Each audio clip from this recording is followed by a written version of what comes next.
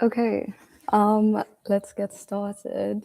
Hi, everyone, and welcome to my presentation. Before we begin, for those of you who may not be familiar with YouTube Live, I won't be able to see or call on anyone as much as I would like to, like in a Zoom meeting, but please feel free to participate in the chat throughout the presentation. Caitlin and Ms. Giselle will both be there to help facilitate the conversation. And although I can't see you, I know you're here, and I sincerely appreciate you joining me this evening. So that is how to create a single story. Show a people as one thing, as only one thing, over and over again, and that is what they become. It is impossible to talk about the single story without talking about power. There is a word, an Igbo word, that I think about whenever I think about the power structures of the world, and it is nkali. It's a noun that loosely translates to be greater than another. Like our economic and political worlds, stories too are defined by the principle of nkali. How they are told, who tells them, when they are told, how many stories are told, are really dependent on power. Power is the ability not just to tell the story of another person, but to make it the definitive story of that person. The Palestinian poet Mourid Barghouti writes that if you want to dispossess a people, the simplest way to do it is to tell their story and to start with secondly.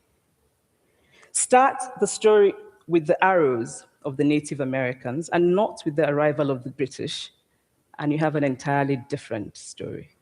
Start the story with the failure of the African state and not with the colonial creation of the African state, and you have an entirely different story. I recently spoke at a university where a student told me that it was such a shame that Nigerian men were physical abusers like the father character in my novel. I told him that I had just read a novel called American Psycho, and, and that it was such a shame that young Americans were serial murderers. Now, now,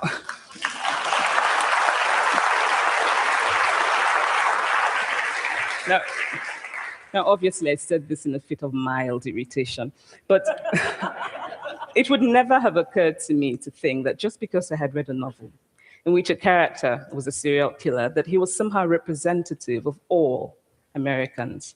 And now, this is not because I'm a better person than that student, but because of America's cultural and economic power, I had many stories of America. I had read Thailand, Updike, and Steinbeck, and Gateskill.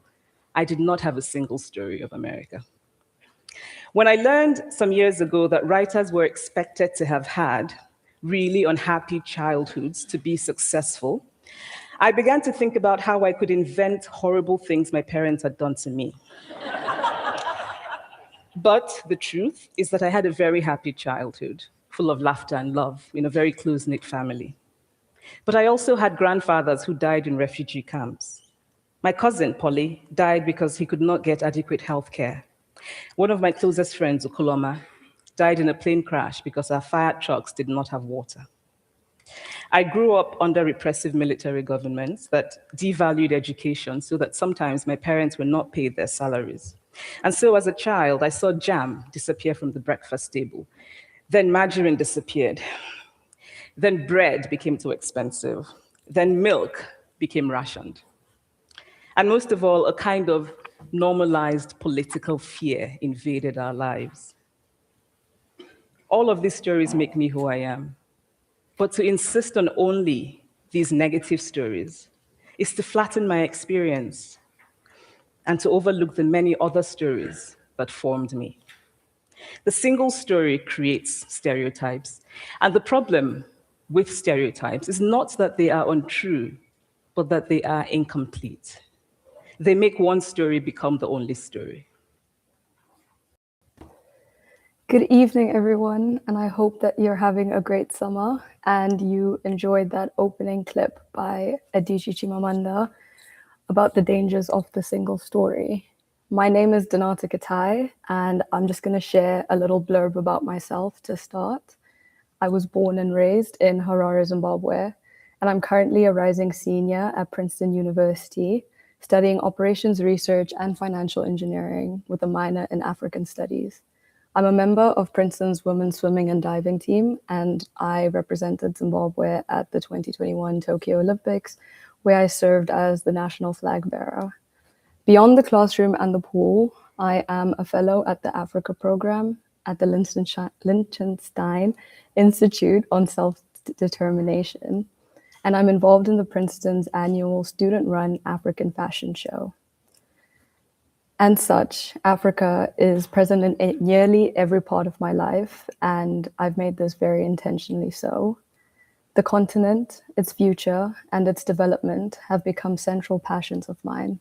And I've been fortunate enough to explore these interests throughout my time at Princeton. And I'm excited to carry them with me as I enter the professional world after my senior year and begin contributing more directly to the continent's future, starting right here with my summer internship with the African Link Initiative. I joined ARLI through Princeton's PACE Center for Civic Engagement as part of the Recognizing Inequalities and Standing for Equality, or RISE program. And as an international student, I have noticed a disconnect among different groups of Black students on my campus. I assumed that sharing the same color meant we would naturally share similar experiences, but I quickly learned that this wasn't the case. And I began to realize how much of that distance comes from not being taught about one another's histories and cultures. Before coming to the United States, I thought I knew two things about Black Americans: that they were gangsters and that they did not like African people. My friend, who's a generational African American, told me that she'd grown up hearing that Africans did not like Black Americans and imagining African countries as poor and destitute and in need of help. And neither of us developed these ideas from any sort of meaningful experiences with the other community. We inherited them from the incomplete stories that we had been taught. This was my first personal encounter with the power of education, or in this case, the absence of it. Even at the level of everyday social relationships. When people are not taught one another's histories, stereotypes fill the gaps. And as Adichie put in her TED Talk, stereotypes don't tell a full story. My task this summer was to create a digital storytelling archive centered on people of African descent, or Black people, as they describe how they discovered, or still discovering, their heritage. I approached the project as an opportunity to hear different perspectives on heritage and culture while deepening my own understanding of Black American history. In many ways, the project allowed me to begin bridging the same divide that first made this work feel very necessary to me. And so my summer task began with collecting personal stories about heritage. But as I conducted my interviews, I realized that these stories could not be separated from the histories people had inherited, or the histories that were simply never shared. That realization led me to this quote from Michael Rolfe Trullo. But the past does not exist independently from the present. Indeed, the past is only past because there is a present, just as I can point to something over there because I am over here. But nothing is inherently over there or here. In that sense, the past has no content. The past, or more accurately, pastness, is a position. Thus, in no way can we identify the past as past. What I take from this is that the past is not simply something finished that sits behind us. It is continually interpreted from the position of the present. What we choose to remember, what we omit, and what we teach as history shapes how people understand themselves and one another today. This shifted the direction of my research, and I began asking not only how people discovered their heritage, but what has shaped the version of that heritage available to them in the first place. So before I share what I learned, I want us to examine some of the assumptions we may already carry about African history. So we're going to begin with a little quiz. And it may look like a pop quiz, but it's really about the stories we have been taught and what those stories have trained us to believe versus what is actually true. And so I'm going to invite you to participate in the chat as I start this quiz. The first question is a multiple choice question. And the question is, which statement best describes the Kingdom of Congo's early relationship with Portugal? Congo retained political independence while allowing Portugal to direct its foreign affairs. B, Congo and Portugal initially interacted as sovereign kingdoms through diplomacy and exchange. C, Congo became a Portuguese protectorate while preserving its monarchy. Or D, Congo's relationship with Portugal was primarily through commercial trade. Please feel free to share your guesses in the comment section.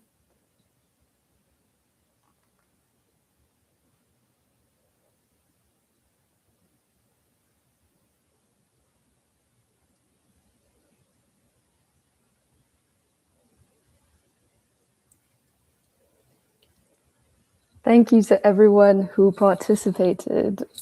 The correct answer is in fact B. Congo and Portugal initially interacted as sovereign kingdoms through diplomacy and exchange. And this is to say that a lot of us would assume that there was some sort of hierarchy in their interactions to begin with, but Congo initially dealt with Portugal through diplomacy, conversation, and negotiated exchange. Therefore, beginning the conversation with colonization or a power dynamic hides an earlier period in which the two were equal and Congo acted as a sovereign state. Our second question is a true or false question.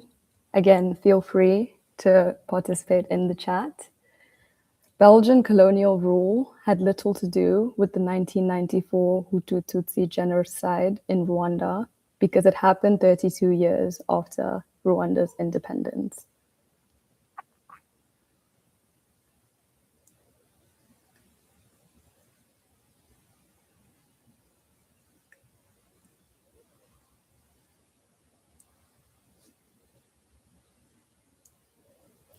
Thank you so much, everyone, for participating. Most of you got that one right. That is false. Hutu and Tutsi identities existed long before colonial rule. They were two different communities living together. However, they had a fluid relationship with no rigid racial categories. But when Belgium took control of Rwanda, the colonial authorities, in this effort to try and understand the African systems and put them in the system in which they were based, made them give them these identity cards, which during the 1994 genocide were used at checkpoints to identify Tutsi people for murder. Belgium did not plan to or carry out the genocide, but the administrative system and racial hierarchy it constructed helped create divisions that were later weaponized for mass killings. And our last question, thank you everyone so far for participating. This is another multiple choice question. Which statement best reflects the current historical understandings of the Great Zimbabwe? A, it was founded by traders from the Swahili coast and later incorporated into local Shona society. B, it was built by Shona-speaking communities and participated in trade networks reaching the Indian Ocean. C, it was constructed by local communities under the direction of Persian merchants who controlled the gold trade. Or D, it developed independently under Shona-speaking communities but had little contact beyond Southern Africa. Please feel free to share any answers in the chat.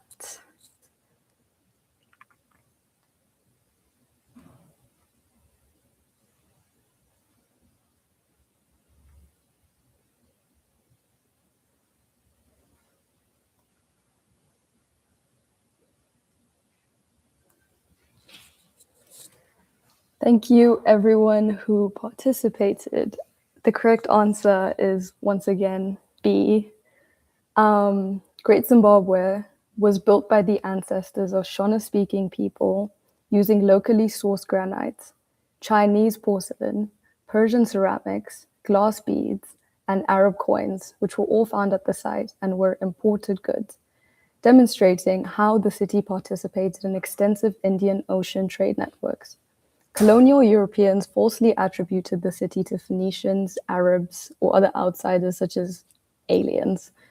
And that's simply because of these racist theories they had about, which are closely related to the Hamitic hypothesis, which held that sophisticated African civilizations must have originated with lighter skinned foreign peoples or people from higher up north on the continent. Now, looking at the answers, the purpose of that quiz was not to see how much African history we all knew, it was to reveal how much of what we assume about the continent has been shaped, but by what we were never taught, or by histories taught through a European lens. Great Zimbabwe's international connections were treated as proof that foreigners must have built it. Congo's early diplomacy with Portugal is overshadowed by the history of colonization that followed, and Belgian racial classifications in Rwanda are often separated from the violence for which those systems were later used. These aren't just simply missing facts. Together, they produce a particular story of Africa, a continent without complex societies, without intellectual traditions, or any sort of political power until their savior Europeans arrived. That raised the next question in my research. What parts of African history were omitted from education? Why were these omitted? And what happens when these generations of African and Black people are taught an incomplete version of where they came from? When I ask what was omitted, I almost do not know where to begin. This last year, I spent an entire semester studying pre-colonial West African societies, and we still cannot cover the history of that singular region, let alone a continent of thousands of societies. But the most important omission was not any single kingdom, leader, or achievement. It was the African agency that occurred but was not spoken about. We were not taught about societies that governed themselves, societies that generated wealth or produced scholarship and placed women in positions of authority and participated in global trade long before occupation. We were not taught enough about Africans who resisted, from Ethiopia's defeat of Italy at Adwa to Patrice Lumumba's struggle for genuine Congolese independence, or the movements that dismantled apartheid. When these histories are removed, colonization begins to look like the start of African development, rather than the violent disruption of the development that was already taking place. So what was omitted was not simply information. It was the evidence that African people had always possessed knowledge, that they possessed power and political imagination, economic systems, and the capacity to therefore determine their own future. When these histories are removed, colonization begins to look like the beginning of African development, rather than the violent disruption of development already taking place. And this returns us to Woodson's warning that if Black people are taught to admire the achievements of the Greek, the Hebrew, the Latin, the Teuton, while knowing little of what African people built, discovered, and resisted, Western history becomes the measure of civilization, and Africa becomes its supposed absence. But once people learn that, and their ancestors learned that their ancestors also governed these powerful societies and produced this knowledge and shaped global economics and resisted domination, inferiority becomes much harder to teach and impose. As Woodson writes, they begin to aspire to equality and justice without regard to race. That is what made this history a dangerous system of oppression. What was omitted was not simply Africa's past, it was the evidence that African people had never been beneath equality and had never needed the West to prove their humanity. Now, we live in an era when more information is available than ever before. Anyone with internet access can search for Great Zimbabwe, or the manuscripts of Timbuktu, the Battle of Adwa, or the writings of African and Black scholars. But information being available is not the same as knowledge being taught. Most people do not build their understanding of history by independently searching for everything their education left out.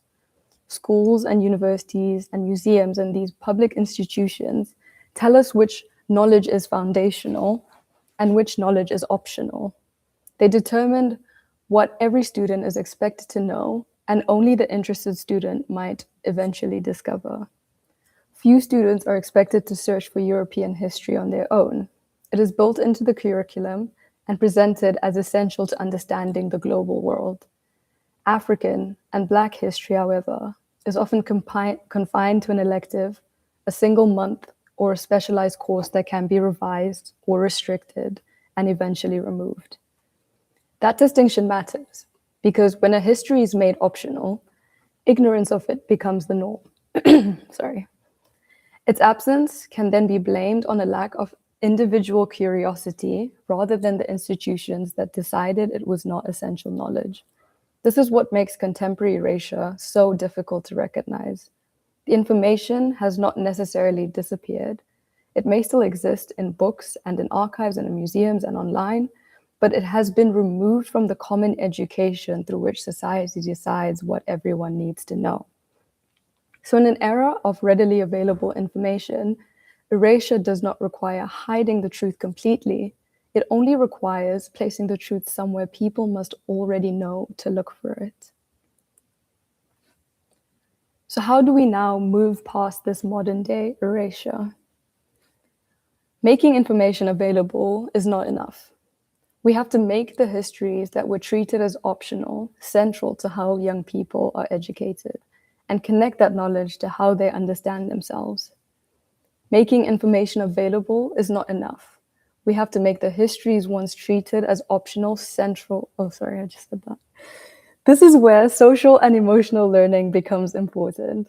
The collaborative for academic, social, and emotional learning, or CASEL, defines social and emotional learning as developing the ability to manage emotions, make responsible decisions, build healthy relationships, and form healthy identities.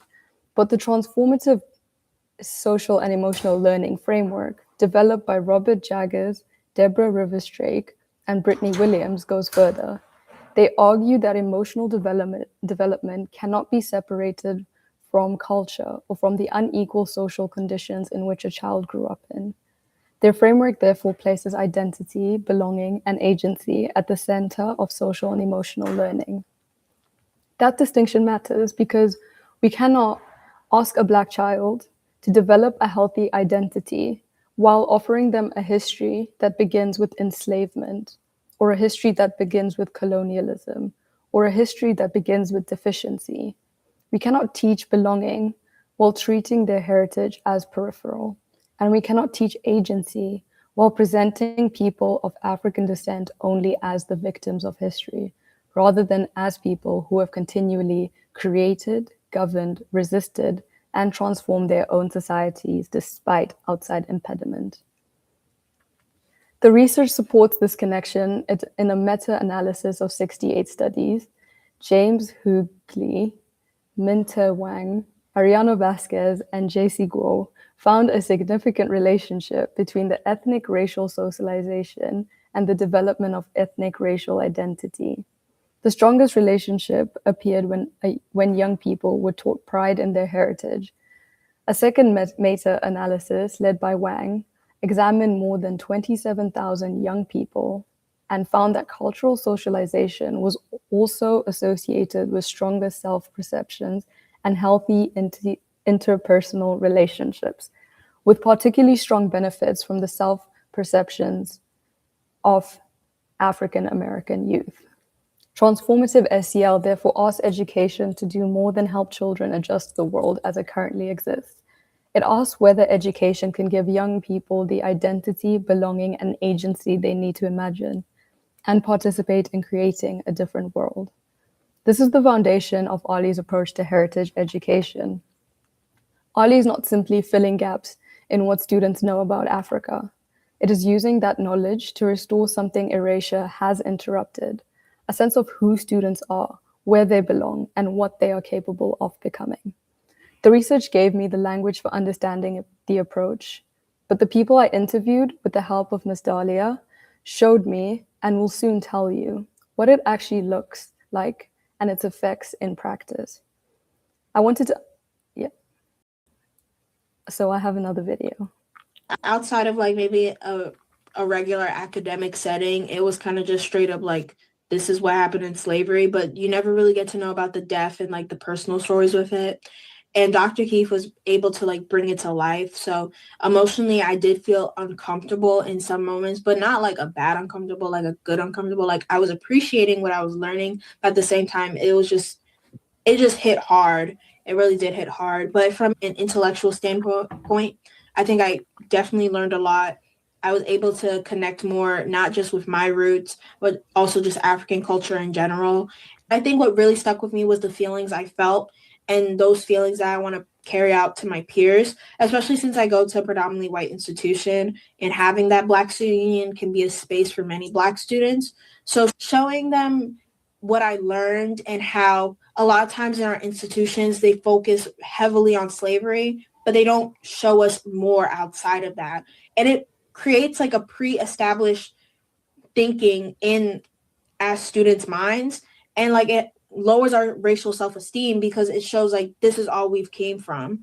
But going to the African American Museum, it disputes that completely because it shows that we may have came from slavery. Well, we didn't even come from slavery. We came way before that. But just from there, we have overcome so much from our trials and tribulations. And I think it's not represented enough in academic institutions. It's always in the back of my mind, and it's infected my thinking completely. My name is Sephora Noisette, and I am a student of African Link Initiative. For my family, it kind of brought us closer together. Just getting to share what I learned with my mom, and then even just talking to my sister about the stuff that we learned. Be like, oh, wait, I feel like this part really stuck with me, or oh, yeah. I feel like it really just brings me closer to the people that I know. Do you think it might have changed you in the way you view the world or what you want to do with your life? I think that it has changed my view of the world in just being more mindful of what's going on in the world because history repeats itself. And so making those connections, oh, like I remember I learned that and that's happening right now. But I definitely feel like it just makes me want to move forward, I guess, almost like with the end in mind. This is where I came from. These are my roots. And what can I do moving forward to bring me closer or just learn more in general? I am Abijah Jefferson, and I am a student of African Link Initiative. It definitely left like a long lasting impression on me and like my morals and things of that nature, like learning about more about where I'm from, like rooted in Africa. It was amazing. So, and it was a great experience. It helped me a lot, like growing and learning more about really the importance of where I come from. I feel was super significant, especially during that time as I was preparing for the AP course as well. I was just very happy that I was selected to be a part of African Link Initiative to help me with learning more about myself so that I can educate other people.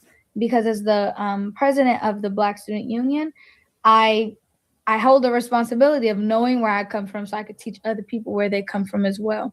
Well, I would honestly say when I learned at the DNA reveal, I was Native American.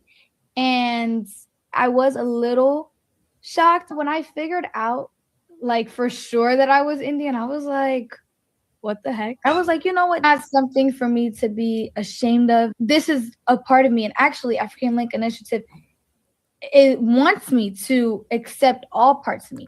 Because at the end of the day, we're not all just one from one place. You know, we're all mixed from different places, even if it's just like an incy bincy tiny bit. Like we're never fully Liberian or we're never fully Ethiopian. We're mixed with so many different things. So I think learning the results and accepting the results were two different things. So it just goes to say, like, now, like, African Lincoln Initiative has definitely helped me with accepting it, and also taking like what I'm accepting. It helped gain my confidence and things of that nature, and taking that confidence and using it in different places besides African Lincoln Initiative. My name is Caitlin Grimes, and I am an Ali Scholar. One of the main things for me was realizing how important it is for not only African Americans, but Afro Caribbeans to come back to basically learn more about. It doesn't matter if your history directly goes to Ghana or directly goes to, let's say, Nigeria or Senegal. It's important to just take the time to appreciate all different parts of the African diaspora. So it was important for me to just open my eyes and see that traveling is not just a vacation. Traveling is an essential part that every African diasporic person needs to do every. Yeah. I've always been like a pretty Pan-African person. Yali basically reminded me back in high school that no matter what field I go in, I can always use my voice and always use philanthropy to contribute and give back. I'm in Young Africana Leadership Initiative. I was the programming coordinator freshman year. I'm in a Genesis modeling organization, and it's basically a modeling organization that's based on the African diaspora. And we use our creative tools to also donate funds back to different communities in Ghana, Jamaica. So I feel like Gali just instilled in me that no matter what I do, no matter where I go in life, it's always important for me to put my best foot forward and always contribute and always like give myself the chance to learn more about our people, even if I think I know a lot. Hi everyone, my name is Ika Swan. I'm a junior at Howard University and I am a Yam Scout. A lot of it was really heavy, but at the same time, it was so cool thinking and learning about how people before me did certain things that would be so easy for me to do now. Certain things that hit hard and made us think, and it was just so cool to talk about it with somebody else who experienced it. Everything that was invented by African Americans, that was like really cool to think about and to see. And all the clothes, all the outfits and the hairstyles, learning about how different each culture was. But at the same time, we are who we are. Every session was something new. And every session you learned a billion different things. And it was almost hard to keep track of everything. It was just so much like information and so many amazing things to really almost like take apart and like pick at each and everything. It was just so cool. I'm Maya Jefferson, and I'm a student of African Link Initiative. What struck me across these conversations was that participants rarely described heritage education as simply learning new facts.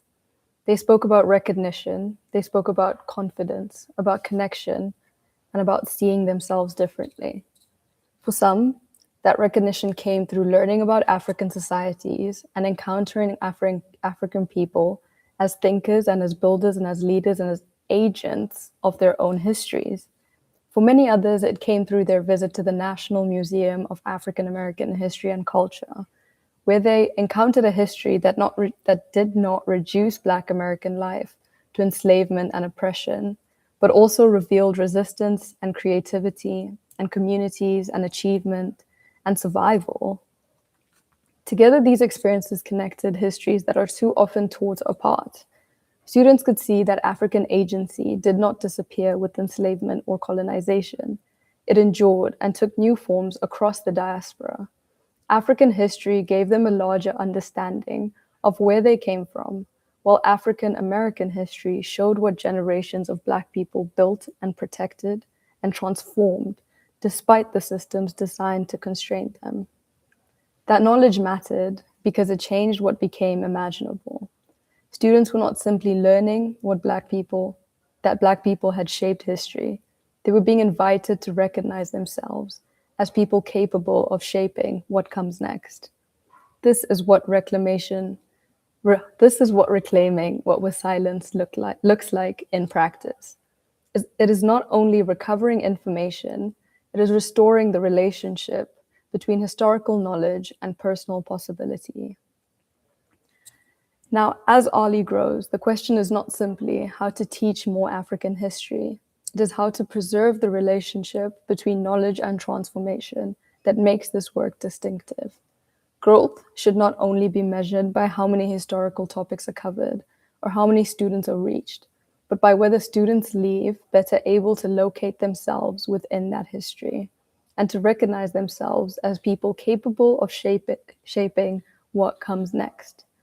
That means continuing to center African agency, connecting continental and diasporic histories, and preserving participant testimony, and creating opportunities for students to move from receiving history to interpreting it and sharing it, and eventually producing and sharing knowledge themselves.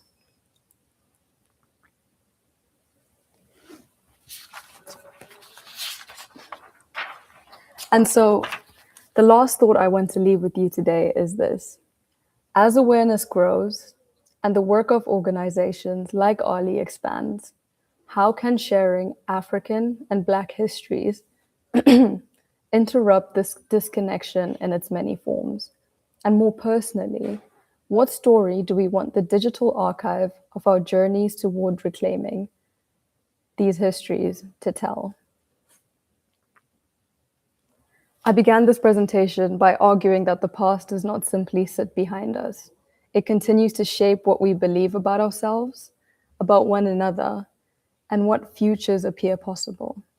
That is why reclaiming what was silenced is not simply an act of looking backward. It is a refusal to allow the absences of the past to continue organizing the present. And through its work, Ali is helping young people recover more than history. It is helping them recover their place within it. The question now is, what will we ensure the next generation inherits? Thank you for coming, and thank you, Ms. Giselle and Caitlin and everyone at the African Link Initiative.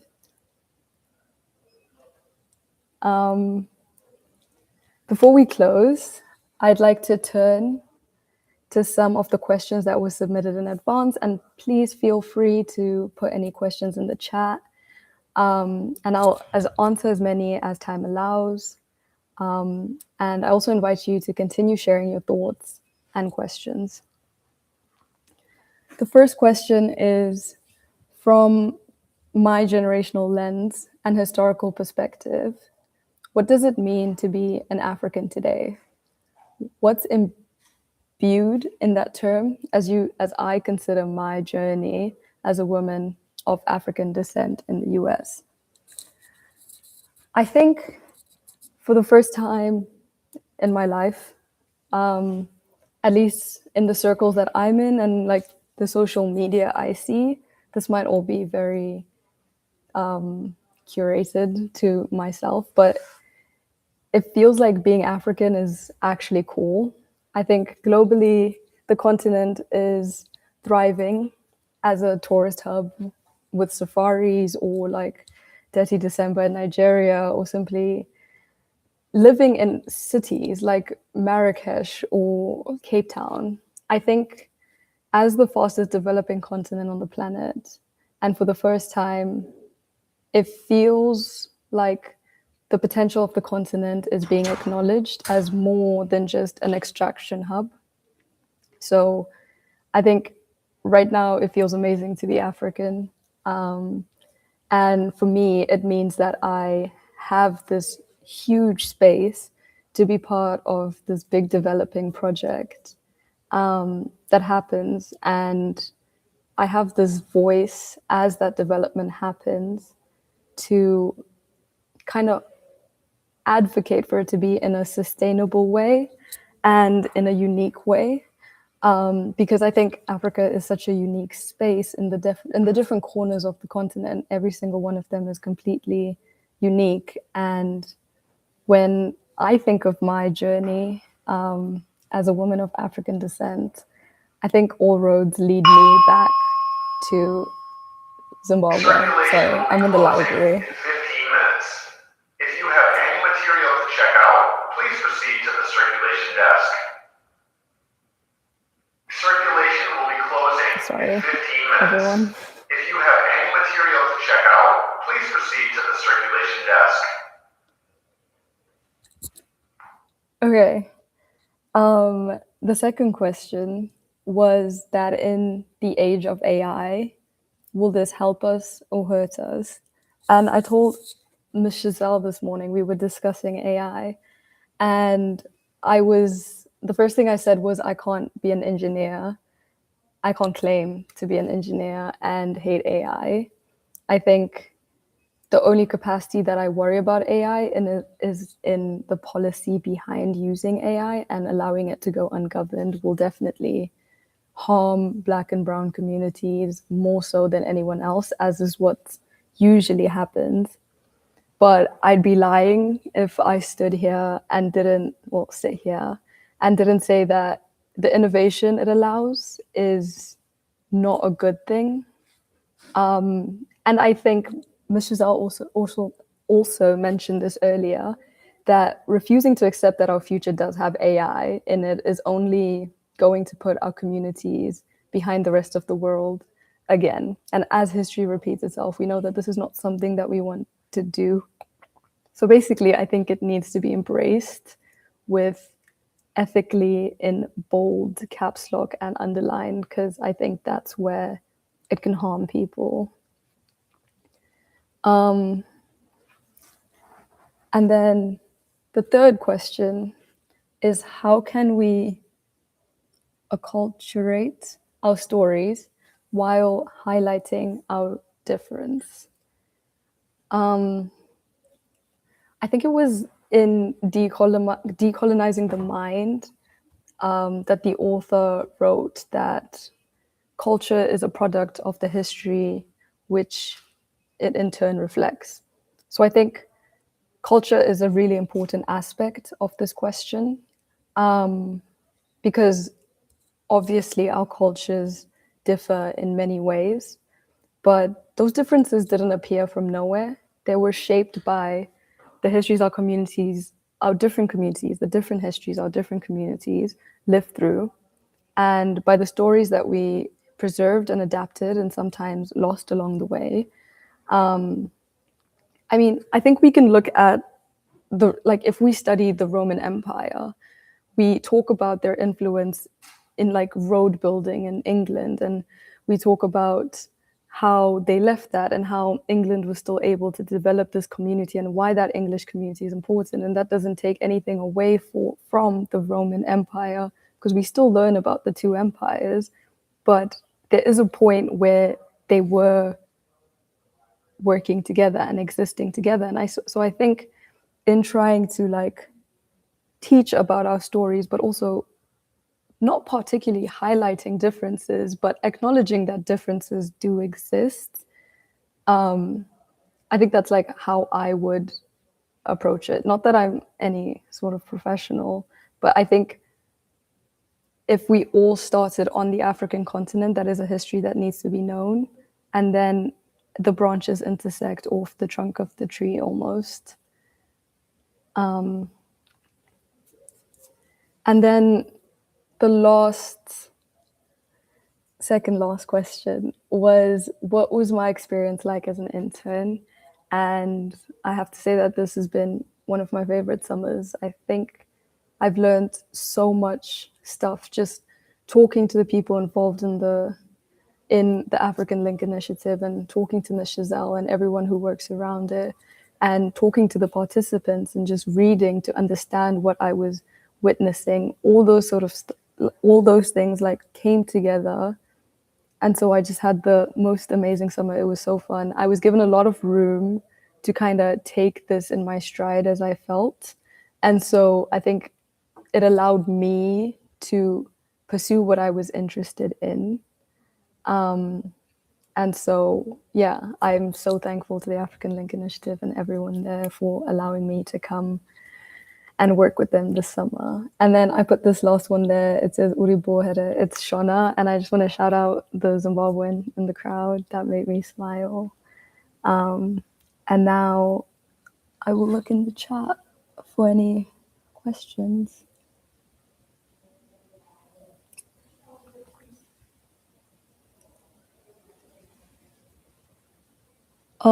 Max Aronow 712 asked, what are my thoughts on the rise of the 21st century African colonialism perpetuated by the government of China, because Chinese state actors are actively oppressing Africans today? I also spoke to Ms. Giselle about that this morning, and I told her that, you know, we hear these like horror stories on the mines in Zimbabwe of people being like publicly executed and stuff, where it's like clear human rights issues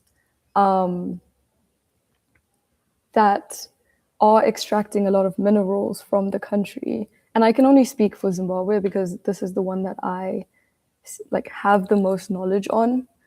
And on the development side of things, the country is developing at a crazy rate at the moment, but it sort of feels like the development is not, like the money from development is not circulating within the country. So China is developing the country at a crazy rate, but the people of Zimbabwe aren't feeling it. And so I think it's definitely something that requires a little bit more attention, because I also don't think it's a discourse that's happening at the alarming rate that it should be. You know, I think we need to talk about it a little more, because nobody really knows what their intentions are or what their long-term goal is, because this is like the Belt and Road Initiative is happening everywhere. But I think it's very interesting. Like, that's not to say that there isn't development happening. Like, I'm very torn on this topic, and I feel like I can't have a full opinion until I am in Zimbabwe and living in Zimbabwe, because it's easy to have an opinion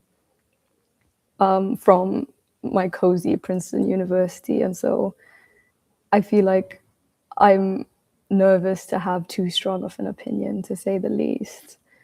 And then I will answer maybe one more question if I find one.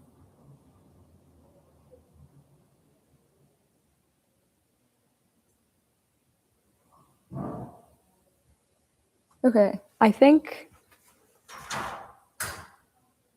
yeah. I want to thank you so much, everyone, for coming and listening to me speak today. It means so much that you guys took so much time out of your days.